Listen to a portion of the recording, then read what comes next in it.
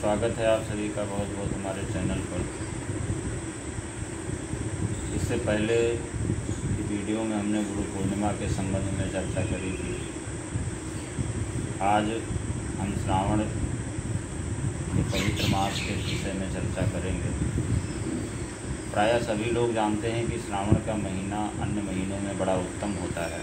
भगवान शिव का महीना है, शिव को समर्पित है, क्योंकि जिस समय कार्तिक आषाढ़ शुक्ल एकादशी को भगवान विष्णु योग निद्रा में लीन होते हैं, उसके पश्चात भगवान शिव जो है प्रकृति की सत्ता को संभालते हैं और उनके हाथ में सत्ता आते ही पहला महीना जो होता है वो श्रावण का महीना होता है। इसलिए श्रावण का महीना बहुत अधिक महत्व भगवान शिव को समर्पित है, ये बात सभी को पता है। लेकिन इस बार श्रावण महीने की कुछ खास बातें हैं जो इनको जान करके व्यक्ति उन चीज़ों का लाभ ले सकता है और क्या क्या खास चीज़ें हैं उसके हिसाब से वो अपना नियम संयम कर सकता है, अपनी दिनचर्या बना सकता है, या जो भी धर्म कर्म करने हैं उनकी योजना अच्छी तरह से बना सकता है। इस बार श्रावण के महीने की कुछ ऐसी खास चीज़ें हैं। पहली बात तो श्रावण का महीना इस बार 2 महीना है। एक इसको पुरुषोत्तम मास कहा जाता है, मलमास कहा जाता है। हर तीसरे वर्ष जो हिंदी मास होता है वो 13 महीने का हो जाता है। तो इस बार श्रावण का महीना जो है 2 महीना है। एक शुद्ध श्रावण मास होगा और एक अधिक श्रावण मास होगा, जिसको मलमास या पुरुषोत्तम मास भी कहा जाता है, अधिक मास भी कहा जाता है। तो इसमें 4 जुलाई से लेकर के और 31 अगस्त तक यानी पूरे लगभग 2 महीने ये क्रम चलेगा।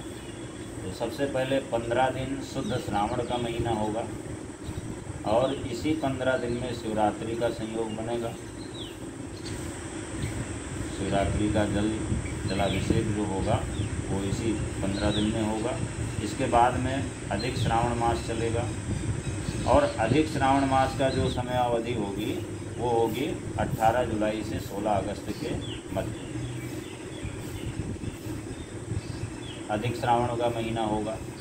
तो पहली विशेषता तो ये है कि इस बार भगवान शिव की कृपा प्राप्त करने के लिए भक्तों को 2 महीने की समय अवधि मिलेगी। वैसे तो जो पुरुषोत्तम मास का महीना है, जो मलमास का महीना है, वो भगवान विष्णु को समर्पित है। तो अगर दूसरे शब्दों में ये भी कहा जाए कि इस बार भगवान शिव और भगवान विष्णु की एक साथ कृपा भक्तों को प्राप्त हो।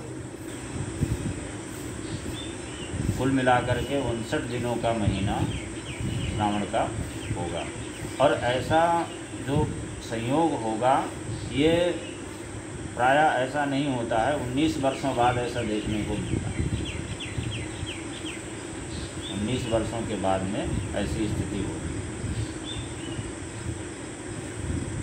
और इसके अलावा 18 जुलाई से 16 अगस्त तक अधिक मास होगा और जो शुद्ध श्रावण का महीना होगा वो होगा 4 जुलाई से प्रारंभ हो करके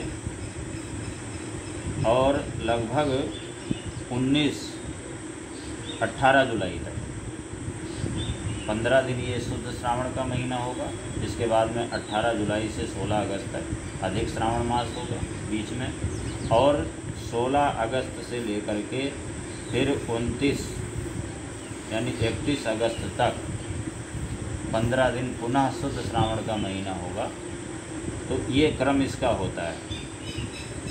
अब इसमें दूसरी खास बात ये है, प्रश्न भी है कि ऐसा होता क्यों है। तो जिस हिंदी महीने में संक्रांति न हो यानी सूर्य का पारगमन न हो, यस्मिन चांद्रे न संक्रांति सो अधिमासे निगद्यते, यानी जिस चांद्र महीने में संक्रांति यानी सूर्य अगर राशि परिवर्तन ना करे तो उसी को मलमास कहा जाता है। और ऐसा इसलिए होता है कि हमारे यहाँ जो वर्ष की गणना और मास की जो गणना होती है वो कई प्रकार से होती है। तो एक सौर मास है और एक चांद्रमास है। सौर मास के हिसाब से हमारा जो वर्ष होता है, सौर वर्ष के हिसाब से जो हमारा वर्ष होता है वो 365 दिनों का होता है। और चांद्रमास के हिसाब से, चांद्र वर्ष के हिसाब से जो हमारा दिन होता है वो 354 दिन का होता है। तो इसलिए चंद्रमा के अनुसार जो वर्ष का मान है वो 54 दिनों का है, और सूर्य के अनुसार जो वर्ष का मान है वो 365 दिनों का है। तो ये जो 11 दिन का जो अंतर है सूर्य और चंद्रमा के हिसाब से, तो तीसरे वर्ष 30 यानी 33 दिन जो है ये अधिक हो जाते हैं। इसलिए हमारे यहाँ तीसरे वर्ष मलमास, पुरुषोत्तम मास या अधिक मास लगता है। अधिक मास के जैसे मैंने बताया कि अधिक मास के स्वामी जो है विष्णु भगवान होते हैं।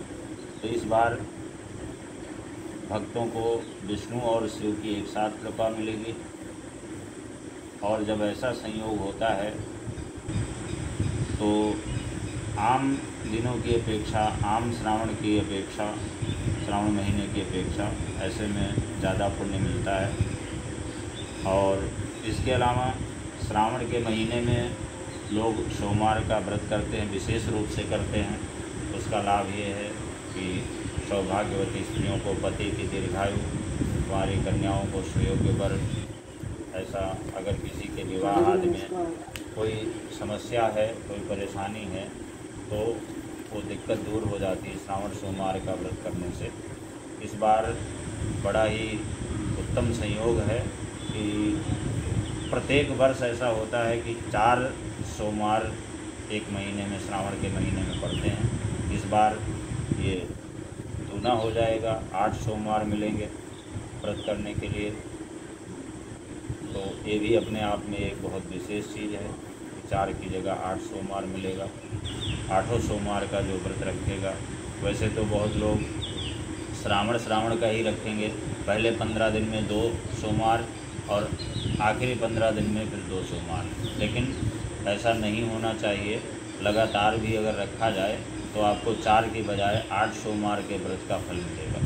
श्रावण में सोमवार का दिन भगवान शिव को विशेष प्रिय होता है, और उसमें भी जो व्यक्ति जलधारा से भगवान शिव का अभिषेक करता है, वैसे नाना प्रकार की कामनाओं के लिए अलग अलग द्रव्य निर्धारित हैं, जिसमें दूध है, दही है, शहद है, शर्करा है, फल का रस है, घी है, और इसके अलावा भी बहुत सारी चीज़ें हैं कामना भेद के अनुसार कि उनका कैसे कैसे अभिषेक करना चाहिए।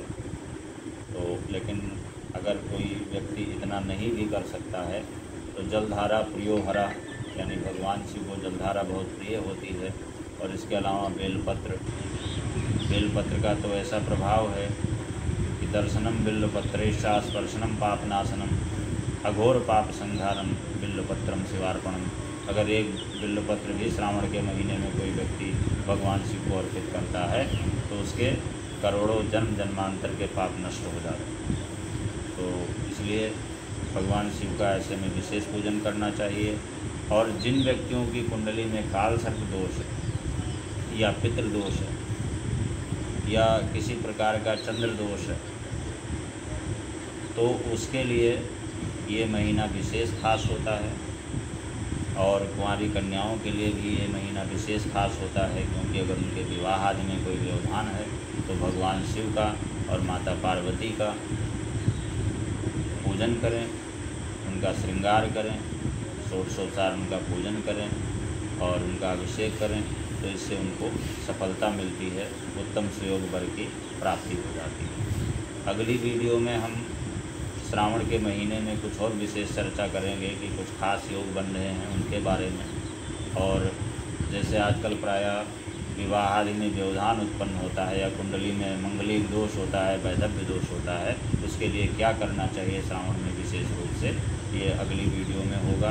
तो इसलिए आपसे निवेदन है कि जिन्होंने भी सब्सक्राइब नहीं किया है तो सबसे पहले उनके पास सूचना पहुंचे, कोई जानकारी पहुंचे, इसके लिए वो सब्सक्राइब कर लें। और इस विषय में अगर कोई जानकारी अधिक लेनी है या किसी बात को लेकर के कोई संशय है तो दिया हुआ नंबर होता है, उस पर उन पर संपर्क करके और उस विषय में जानकारी प्राप्त कर सकते हैं। बहुत बहुत धन्यवाद।